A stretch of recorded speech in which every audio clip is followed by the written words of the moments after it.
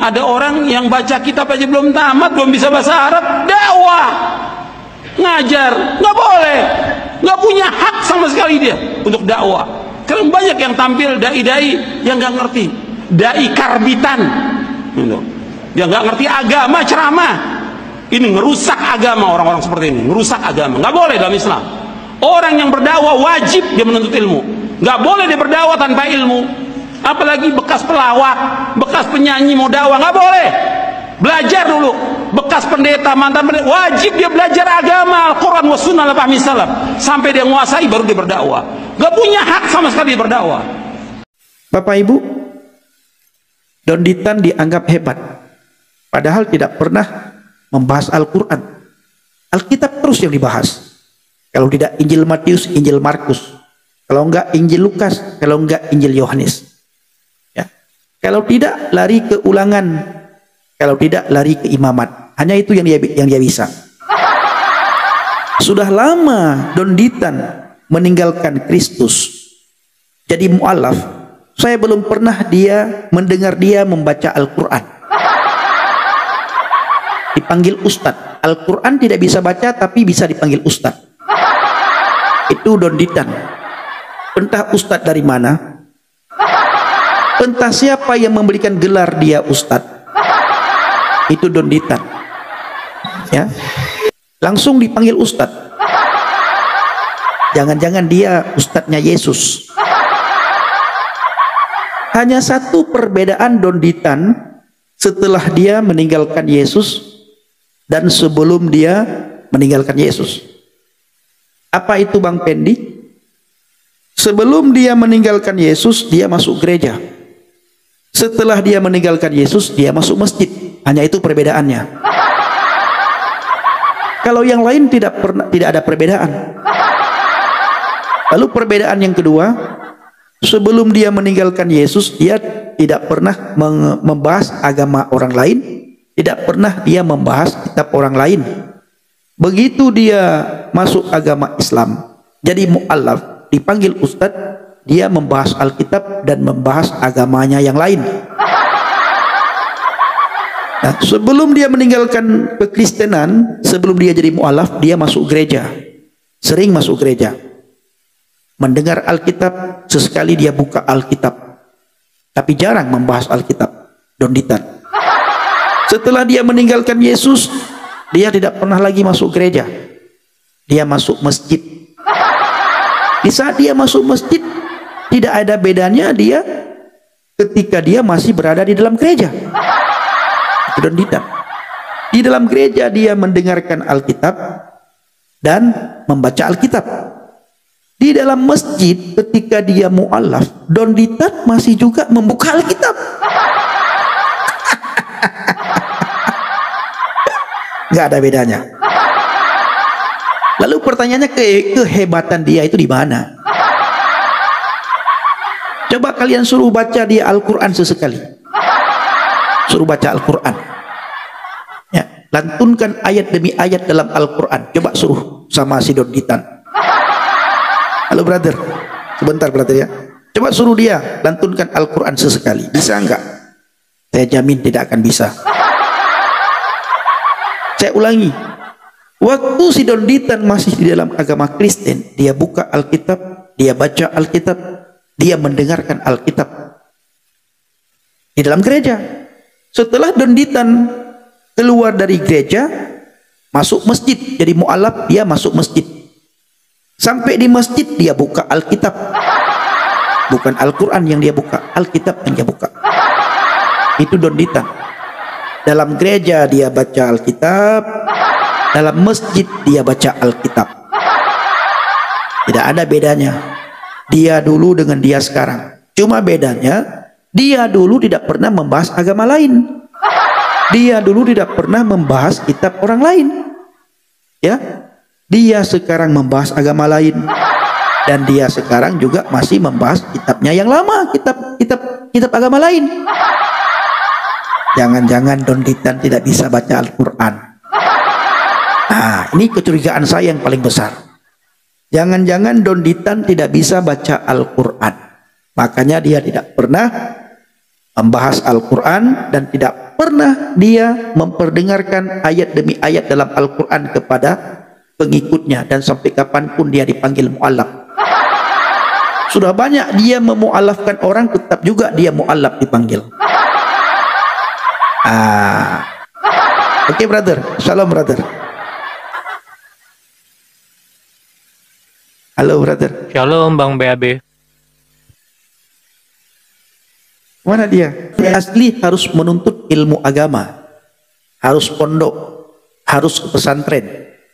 Keluar dari pesantren baru dipanggil ustadz, dan harus bisa membaca Al-Quran, harus tahu banyak hadis, harus bisa baca kitab kuning, baru dipanggil ustadz.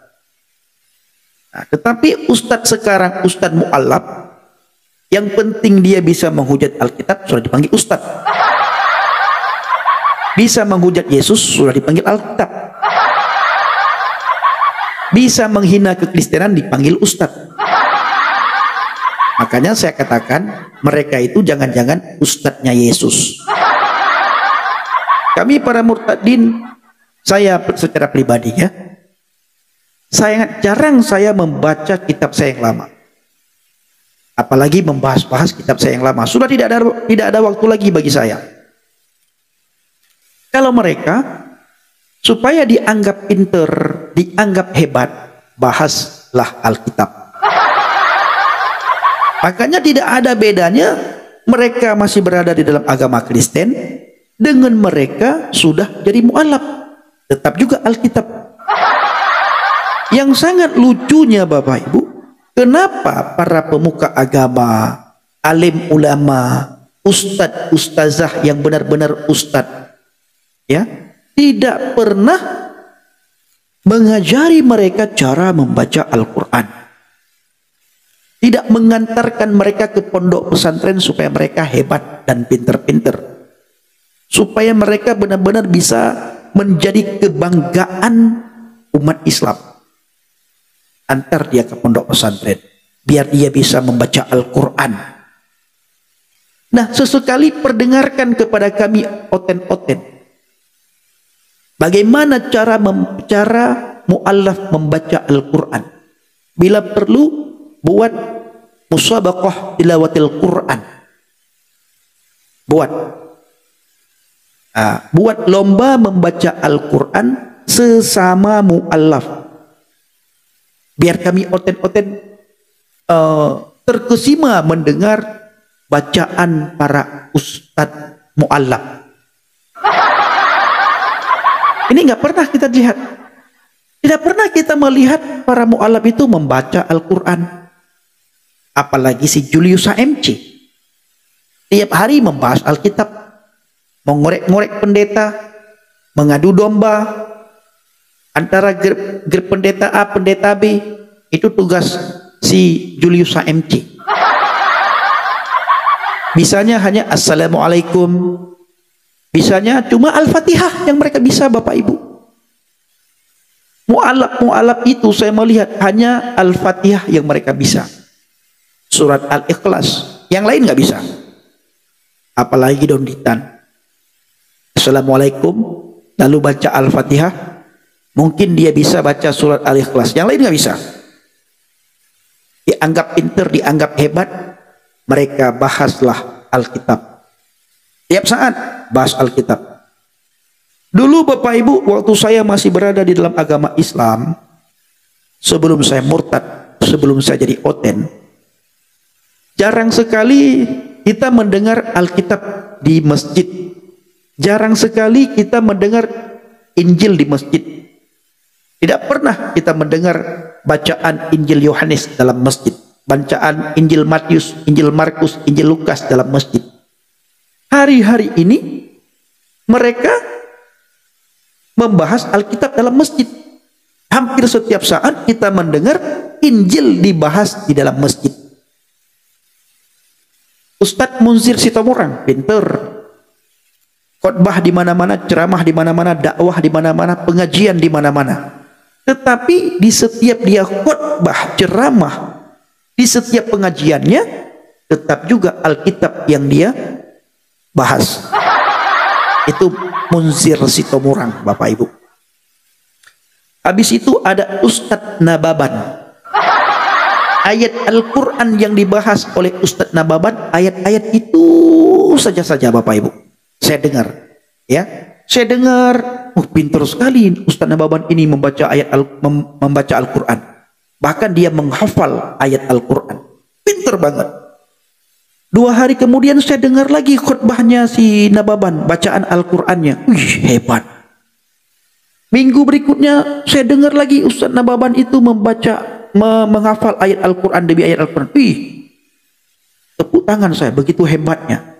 Ternyata Bapak Ibu ketika saya cek ya, saya dengar, saya renungkan, ayat-ayat itu saja yang dihafal. Sudah bertahun-tahun jadi mu'alaf.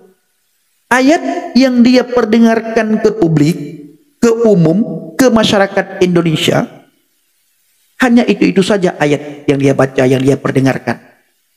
Ternyata yang lain tidak bisa. Ternyata ayat itu ayat hafalan. Itu si Nababan, Ustadz Nababan, ayat hafalan, ya, tidak nambah-nambah, benar. Itu terus.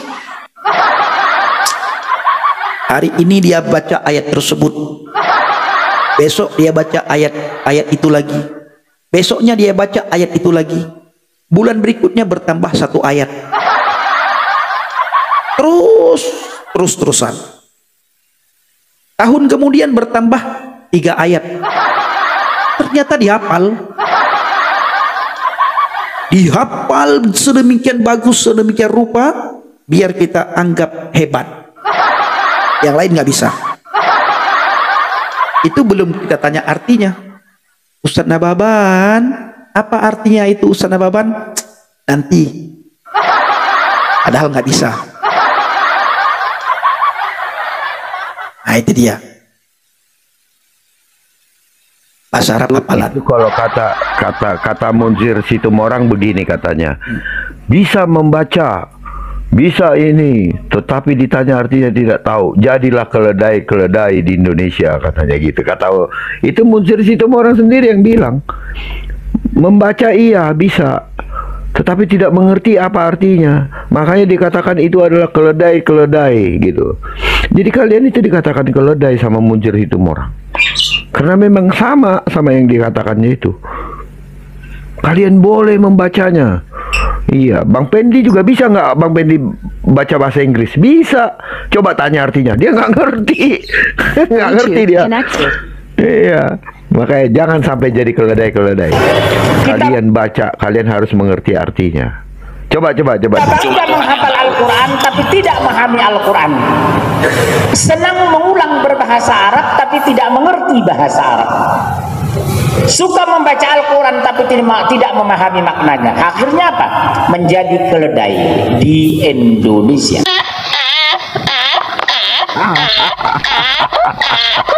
Padahal Bang Nabirong, padahal nih ya, Munzir Situmorang juga sama. Iya, sama Munzir Situmorang juga sama.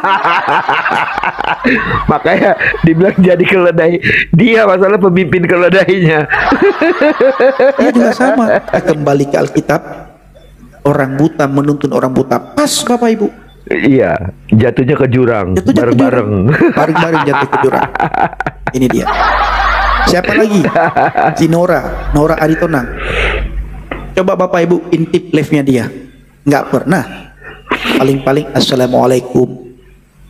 Udah sampai segitu selesai. aja. Baca 1 ayat pendek. Udah selesai. Teriak. Itu gurunda yang kayak gitu selalu, Masya Allah. Nah. Itu gurunda yang kayak gitu. Saya bilang sama kawan-kawan ini, saya semakin orang menyebut nama Tuhan ketika berbicara, semakin tidak percaya. Semakin dia bersumpah, lebih-lebih lagi saya tidak percaya. Yes. Itu. Semakin dia bersumpah, semakin saya tidak percaya. Apalagi kalau sudah membawa-bawa nama Tuhan, itu sudahlah. Ini kata Munzir Situmorang Bapak Ibu. Hebat Munzir Situmorang itu. Sebelum saya masuk menjadi oten, ada 3 mu'alaf yang membuat saya suka. Saya suka sekali kepada 3 mu'alaf. Yang pertama, Yahya Waloni. Saya suka sama Yahya Waloni dulu. Kenapa? Karena Yahya Waloni pintar sekali, dia membuat orang Aceh menangis. Yahya Waloni, ketika dia menceritakan bagaimana perjalanan dia, kronologi dia menjadi mu'alaf, dia ceritakan. Habis itu bagaimana cara dia menghina Alkitab, cara dia menghina Yesus, cara dia menghina pendeta, cara dia menghina orang Kristen. Ditambah lagi Yahya Waloni dulu suka menangis ketika dia menceritakan dia diusir. Lalu dia menceritakan dia pendetakan pendeta, apa namanya Bang ya? Mengangkat mentahbiskan pendeta. Dia kata dia jadi mentahbiskan pendeta. Itu Yahya Waloni. Membuat saya senang sekali. Habis itu mu'alaf yang kedua yang saya senang, Munzir Sitomorang. Suka sekali saya mendengar khotbah ceramah-ceramah dia. Setiap hari dia membahas Alkitab di masjid, di pengajian-pengajian. Si Munzir Sitomorang itu sering dipanggil di kalangan mama-mama, bapak-bapak. Munzir Sitomorang. Ya, suka sekali dia bahas Alkitab. Tiap saat dia bahas Alkitab. Yang ketiga mu'alaf yang paling saya suka itu adalah si Ustadz Nababan. Karena bagi saya Ustadz Nababan ini pintar sekali. 3 Ustadz ini yang pintar membaca Al-Quran bagi saya dulu itu Ustadz Nababan. Ternyata itu terus yang dihafal. Ketika saya periksa, saya selidiki, saya renungkan, hebat bapak ini. Ternyata itu terus yang dia baca bapak. Begitu saya menjadi oten, Tuhan Yesus tolong. Ternyata mereka itu penghujat, Bapak Ibu. Ayat Alkitab ditafsirkan menurut pikirannya, menurut udelnya. Setelah saya jadi oten, luar biasa, Tuhan Yesus baik, minta ampun. Tidak ada Tuhan selain Tuhan Yesus. Tidak ada juru selamat selain Tuhan Yesus. Ya, mau selamat, ikut Yesus. Mati diselamatkan. Kalau tidak, kalau mau disembahyang, kalau mati disembahyangkan, ya jangan ikut Yesus. Bapak Ibu, pilih mati diselamatkan atau pilih mati disembahyangkan. Pilihan ada di tangan saudara. Ya, pilih mati diselamatkan atau pilih mati disembahyangkan. Ini dia, ya.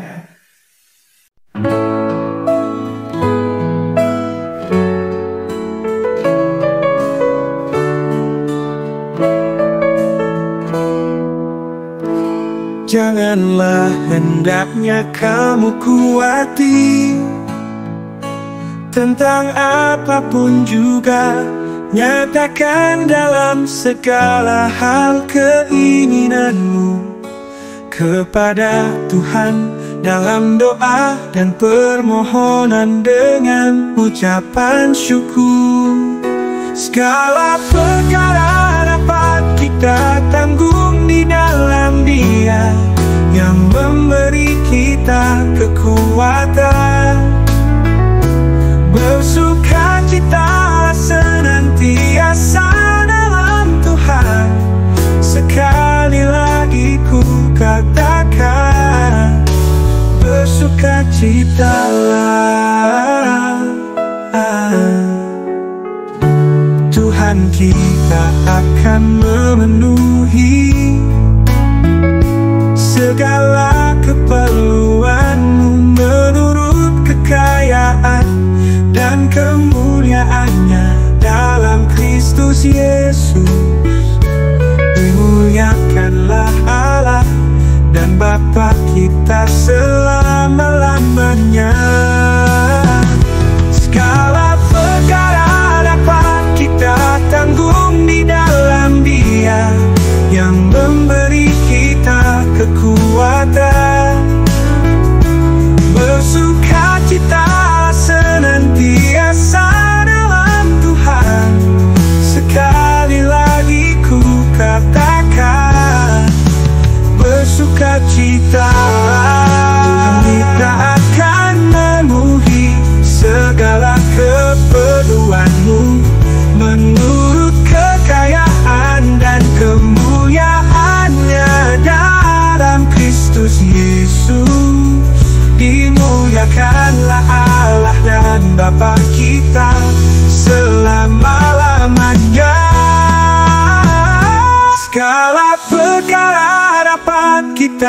tanggung di dalam Dia yang memberi kita kekuatan.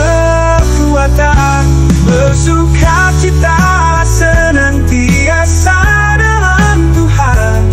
Sekali lagi ku katakan, bersukacitalah.